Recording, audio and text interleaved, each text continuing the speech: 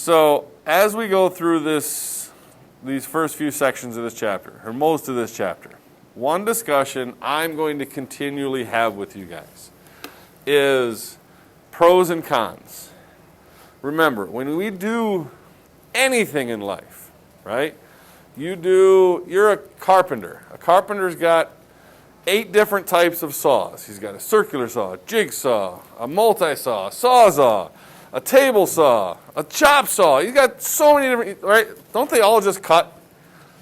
No, they all have something else to do. But they all have their uses. They all have their pros, their cons, right?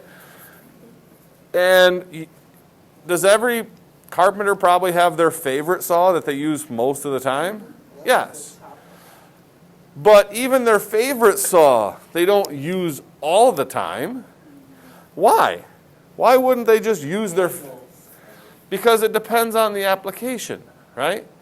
Certain jobs require other saws. Now, you might be able to force your way through with your favorite saw, but it's definitely not going to be the best tool for the job, right?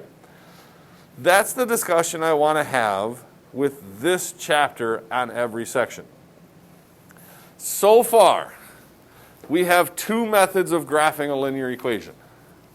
If I give you 2x minus y equals 8 and say, draw that graph. Right now we have 2 methods. We can plot points, and we generally plot what points? -2, -1, 0, 1, 2, right? What's the other method that we have right now? X-intercepts and y-intercepts. So far, that's all we have, right? I want to have a quick discussion, pros and cons. What are some benefits? What are some downfalls? When would this be we also need to not only know pros and cons, I also want you to recognize when it's probably the best tool for the job. What are some cons for this method? Oh, it's so time consuming. It really is. I agree. I totally agree. I hate this method. I would almost never use this method if I can get away with it. It's just time consuming. I get it. I don't like it for the same reasons you don't like it. Does that mean it's a bad method? No, it still works. It's still a good method. It helps us understand why the lines are.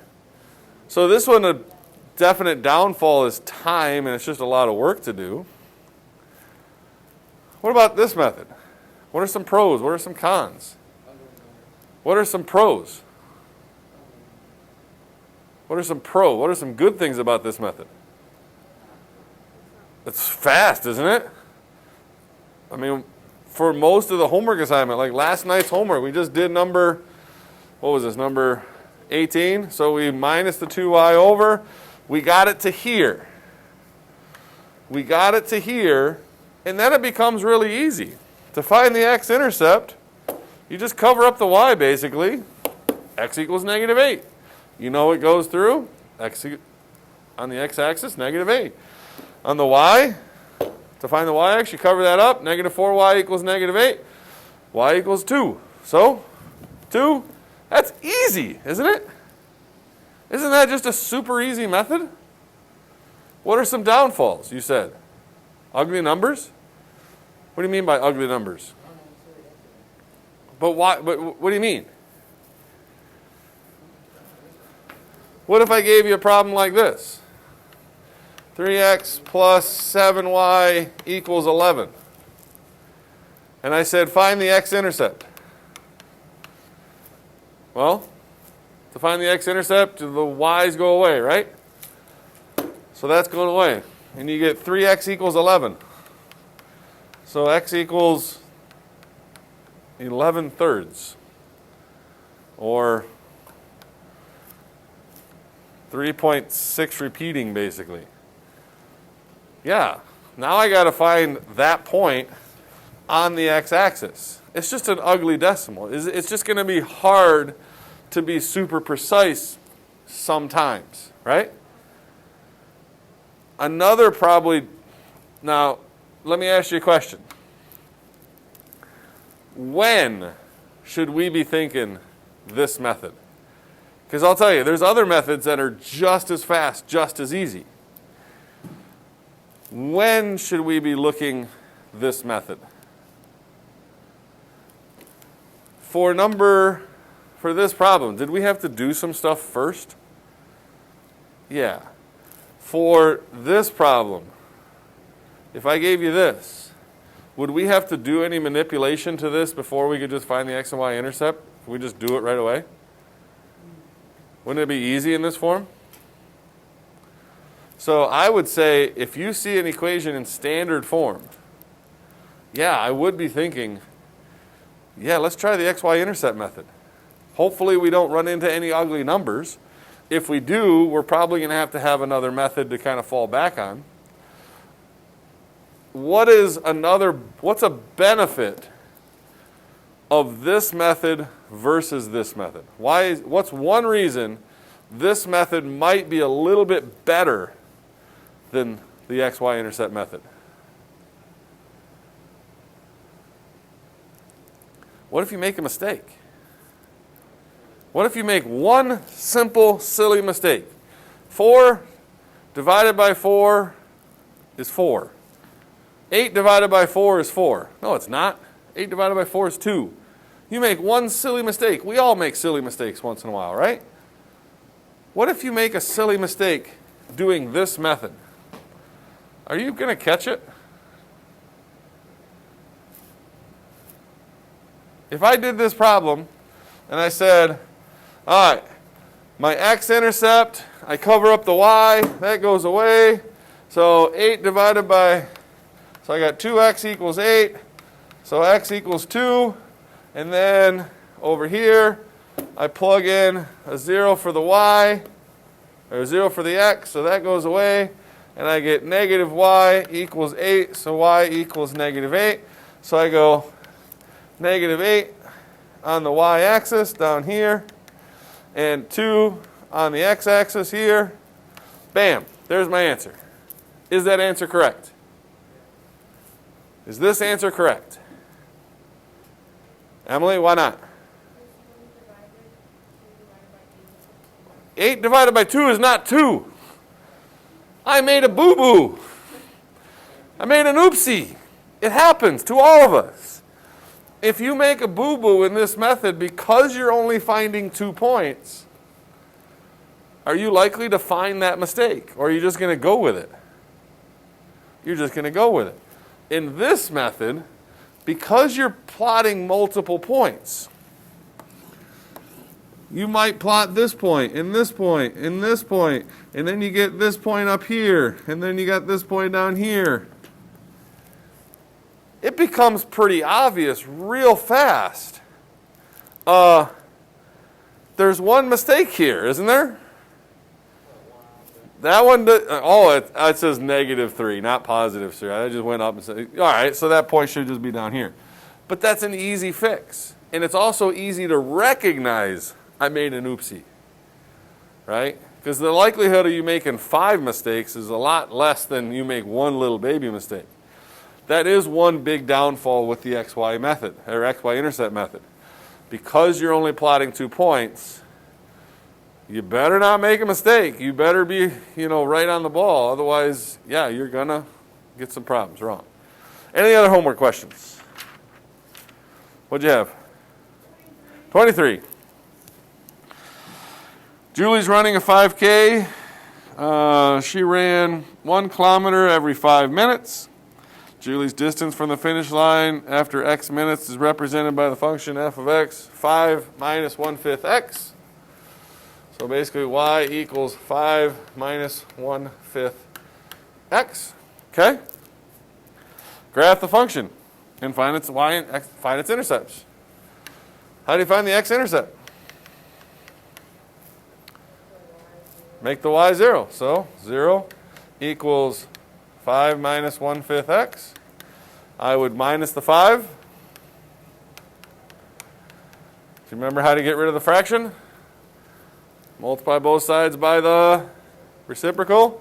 So what's the reciprocal of 1/5? Would be 5. So we're going to multiply both sides by -5, and x is going to equal 25.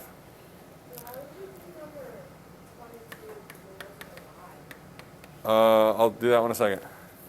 Okay, so y-intercept, you make the x at 0. So y equals 5 minus 0, or just y equals 5.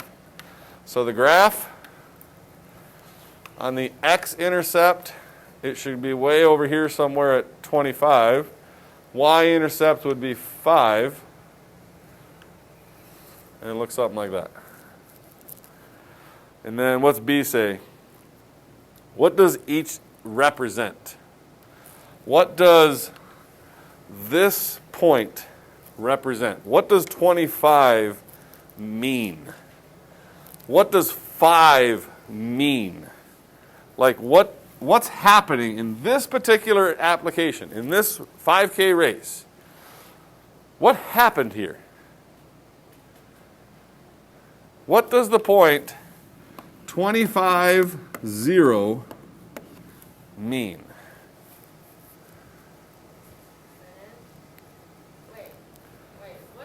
What's the question? Okay, in this race, someone's running a 5K race, right? What's happening at this point right here? What happened in the race? She finished. How long did it take her to finish? 25 minutes. What's happening at this point? What's happening at the point 0, 5? She started. She started the race. She ended the race. She hasn't gone anywhere yet.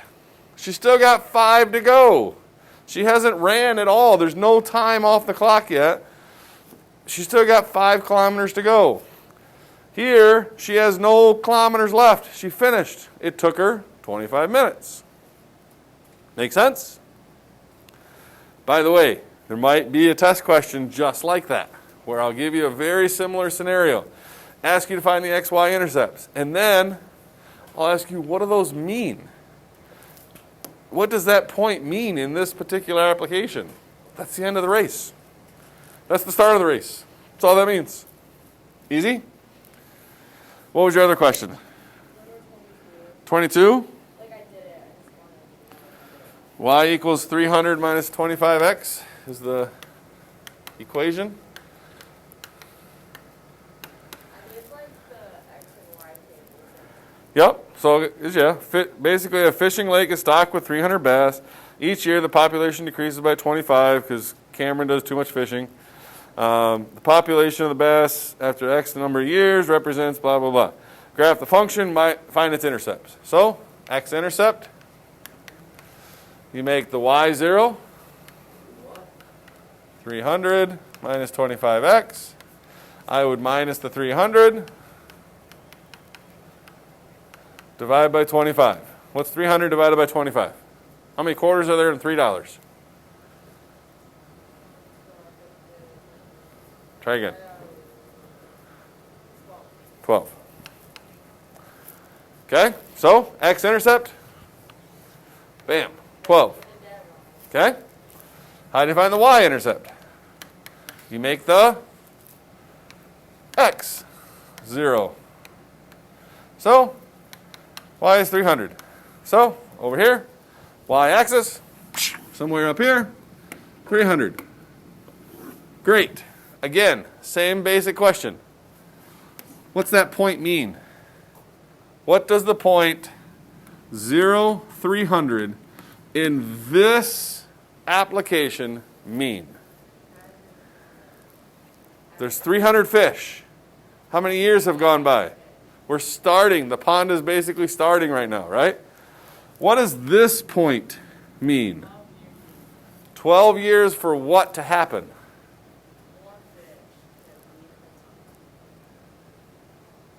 No. What's happening in this case?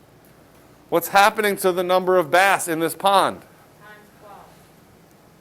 What's happening to the number of bass every single year in this lake or whatever we're talking about?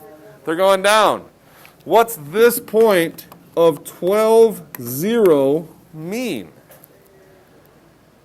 After 12 years, there ain't no more bass. They're all gone.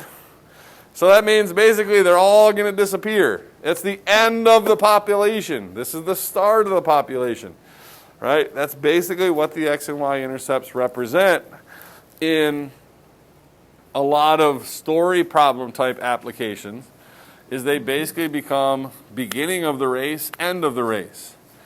Beginning of the population, end of population, right? All right, are we good with x, y intercept stuff? All right, pass those homework up.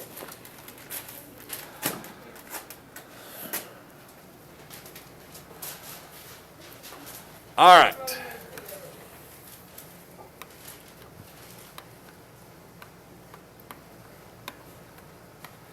Today we are all just talking about rate of change. What is rate of change? What's another word for it? Got it, guys. Cameron, Abby, come on. Eyes up here. Pretend you're paying attention.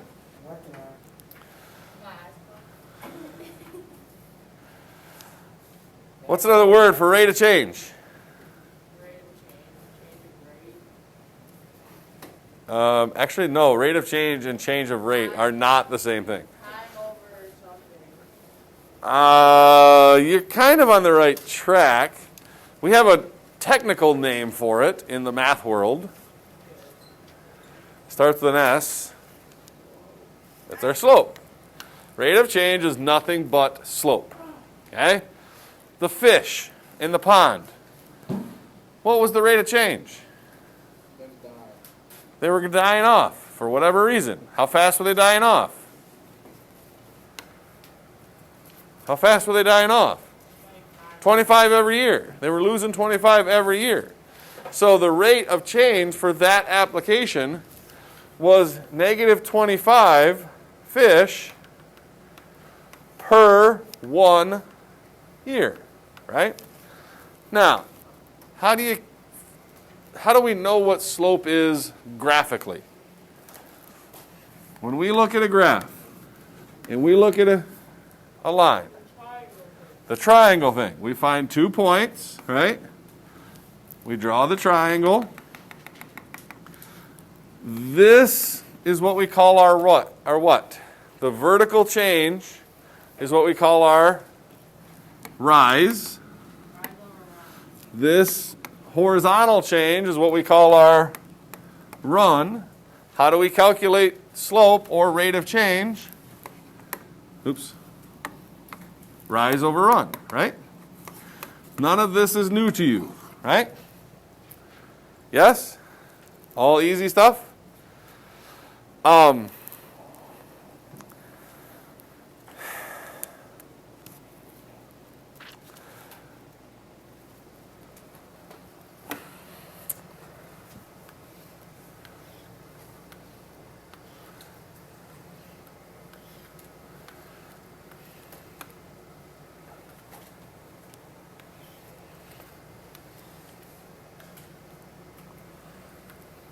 Four different lines on the board.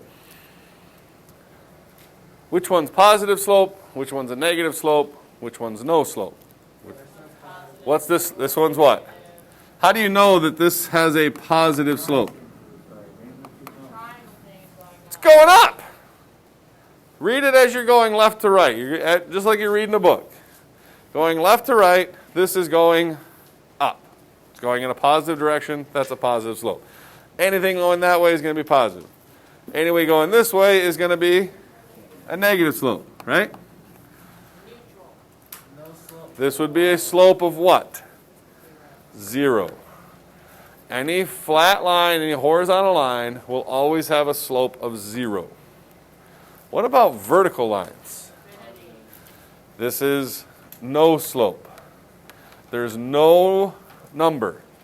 Because if you think rise over run, the rise could be any number. Could be 2, could be 5, could be 1,000,000. What's the run? It's 0. Are we allowed to divide by 0? No. So there is no slope. It's undefined. Error. Vertical lines do not have a slope. Fair enough? This stuff is very easy. We've done this in the past, right? Everybody take a look at page 314. 314.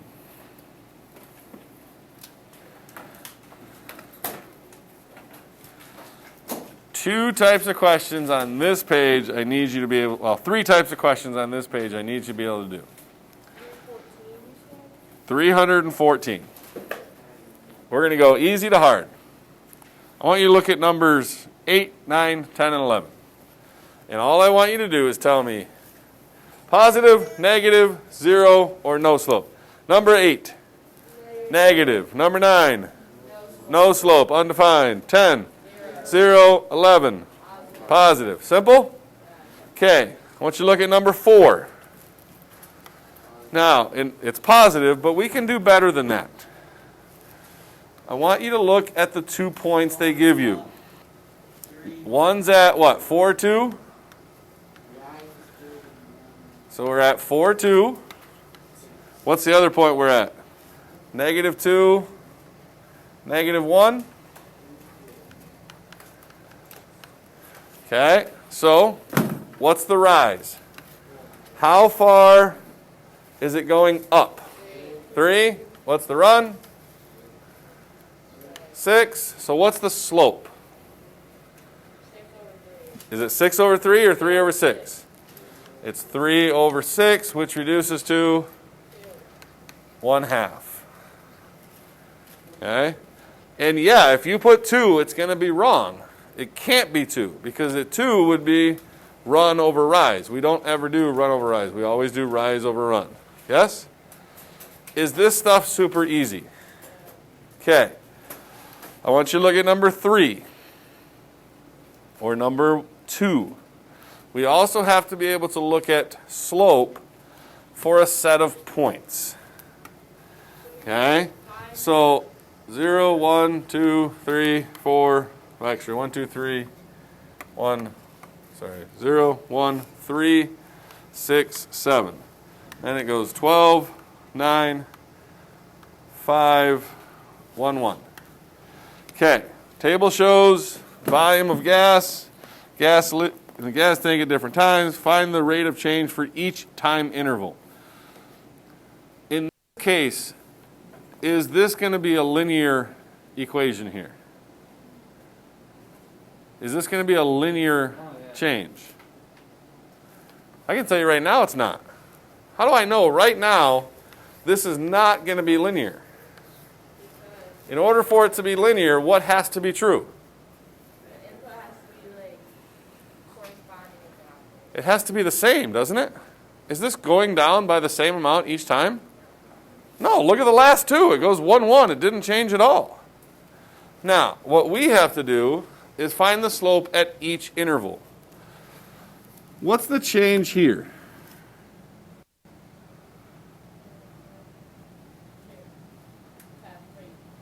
3, so it goes down 3, right? This one did what? Up 1. Now, think of it like x, y. What's the rise? Is the rise the y's, the change in the y, or is the rise the x's? What would the rise be? That's the y's. So in this case, my slope for this interval would be down 3 over 1, which is just negative 3. What about this interval? What happened? It went down 4, which is bigger, but it also went up 2. So what's the slope here? Down 4 over 2, which is negative 2. Make sense? Next interval, down 4, up 3. So I'd go down 4, up 3, which is just negative 4/3. And then 0, don't really care because 0 divided by anything is 0. Test question. I'm going to give you a question just like this. Give you a table. I might call it day 1, day 2, day 3, day 4, day 5 kind of thing. And I'll ask you, which interval has the biggest slope?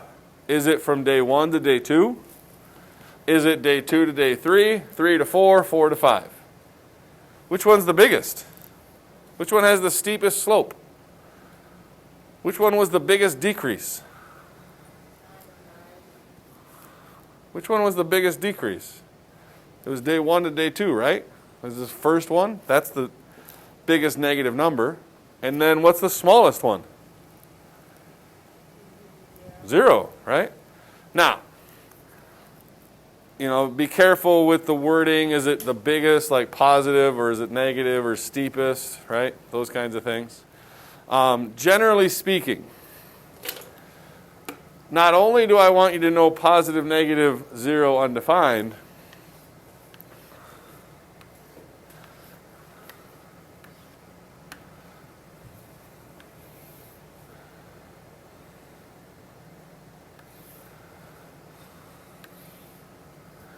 if I said I had 3 slopes, one was a slope of 1, one was a slope of 3, and one was a slope of 8. And I said A, B, C. You had to match. Which one of these graphs do you think has the slope of 1? Which one would have a slope of 3? Which one would have a slope of 8? Which one has the biggest slope here? A, B, or C? B, right? This is the steepest slope, right? It's going up the fastest. That means this one would probably have to be the biggest number, right? Which one has the smallest slope of these 3? A, right? It's closest to 0. It's almost flat, right? So this would be the smallest number. The steeper it gets, the bigger the number, right? Something we know? All right, so if you're looking at page 314, Cameron, right? 314? Cameron, please don't. Now, on page 314, there's basically 3 types of things I need you to be able to do. Tell me positive, negative, no slope, undefined, right? Easy. I also want you to be able to kind of determine, is it like a super positive number, like which one's bigger, which one's smaller, those kinds of things. Be able to do questions like 4 through 7, where I give you a graph, you tell me the actual slope, rise over run. And then like 2 and 3, where I give you a bunch of points, you tell me all the different slopes. All easy? Now, I want you to look at number 5. Okay?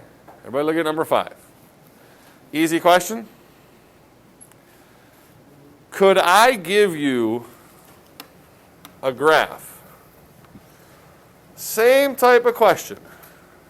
Give you 2 points where you would not want to do it by drawing the triangle and counting the rise and the run. Could I give you a question just like number 5, but I'm going to tweak the line just a little bit. Tweak the points just a little bit. Can you imagine a question where I would not want to find the 2 points, find the rise is -2, find the run is 7, the slope is -2/7? Would I not want to do it that method? What if I did this? What if I gave you this line right here? And I said this point was 1.23, 5.71. This point down here is 14.72 and -0.81. Would you want to do it that method of do the rise and the run? Why not? You can, it's just harder to, right? So sometimes you don't want to do it because you may have decimals. Another time I can imagine doing it is, what if I said this number, this point out here was 5,219 negative 8. And then this point here is 4,719. Are you going to want to draw the graph and do the rise and the run that way? No, it'd be a giant graph, and you'd have to count all those stupid little lines. What a pain in the butt. So for those reasons, every once in a while, we want an actual slope formula. We just want to be able to plug numbers into a formula and be able to tell the slope. Does anybody remember what the slope formula is? You're thinking of the slope-intercept form of a linear equation. Just to calculate the slope. Nope. Slope is a fraction, right? So all our slopes end up being fractions. 2 over 7, 5 over 9, right? How do you calculate the rise? How did we actually, when we did this problem here, yeah, you counted 1, 2, 3, right? But what did we really do with the negative 1 and the 2? That's the y-coordinates. What we're really doing is just subtracting. That's all we're really doing. So to find the slope, all you do is you take the two y-coordinates. You take the first y and the second y. Which one's the first one? Which one's the second one? So in this equation right here, my 2 points were 4, 2, and negative 2, negative 1, right? So let's just take those right here. 4, 2,